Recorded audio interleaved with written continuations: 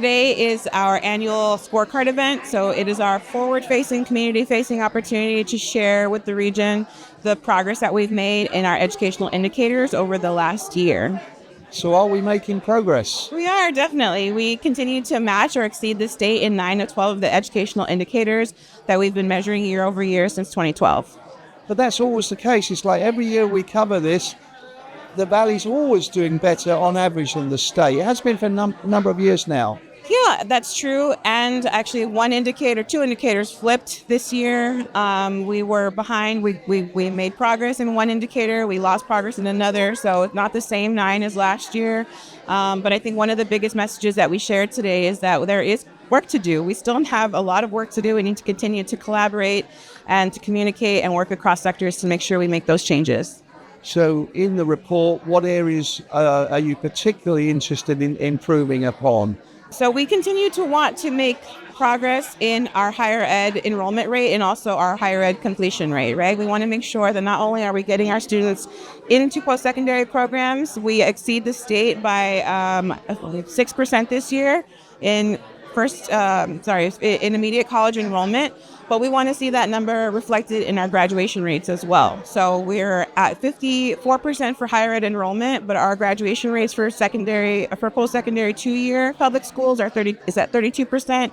Our graduation rate for public higher ed 4-year graduation rate is at 35%. So we want to see those numbers go up. We want to see our students not just get into post-secondary programs, but persist and complete.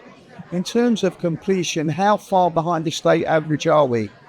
We're actually ahead of the state for 2-year public higher ed completion. We're above the state for 2024 by 1 percentage point, but in terms of 4-year graduation rates, we're behind the state 10 percentage points.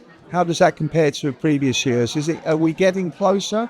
Actually, 4-year graduation rates, we were at 35% last year as well. So the gap is not widening. We're just not making as much progress as we'd like to see. What were you had remarks here at the end. What were the key points you wanted to get across to this very distinguished audience? This work is very personal to me. So that's what I wanted to share with folks is really, this region means a lot to me. Obviously, I'm from here. I want to make sure that this region prospers and grows, but I can't do it alone. We have to work together. We have to work in partnership and collaboration, and we have to be invested in the students. We have to really keep them at the center of all of the work that we do. And that's what RGV Focus is all about, is connections and partnerships. Are you getting buy-in from the different communities? Are these the old days of everyone working in their own side of... is that becoming a thing of the past? I think it still exists. I mean, unfortunately, it's a challenge in this region that has so many different municipalities, so many different school districts. It certainly continues to be a challenge, but there's so much will and so much good intent across the region. Folks that really understand that this work has to happen in partnership. It has to happen in collaboration. So I would say in the last three plus years that I've been in this role, there has been tremendous buy-in across sectors, across the region, and it's beautiful to see, and I look forward to continuing to forge that path forward together. Well, those were all the questions I had, Rebecca. Is there anything else you want to add? I just want to thank you for your support and for continuing to be involved in events like this and sharing the message of the work that we're doing. I really do appreciate that.